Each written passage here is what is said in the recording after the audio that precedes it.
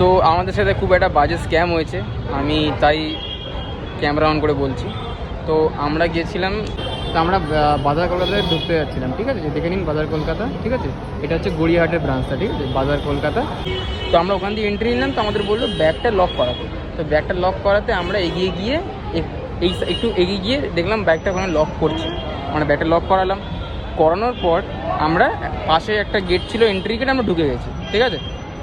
ঢুকে যাওয়ার পর আমরা শপিং টপিং করলাম, জিনিসপত্র কিনলাম, সব কিছু দেখে নিতে পারো, এই যে শপিং টপিং করলাম, ঠিক আছে। করার পর আমি দেখছি ব্যাগ অন্য লোকরা অন্য ব্যাগ পাচ্ছে, আমি অন্য ব্যাগ পাচ্ছি।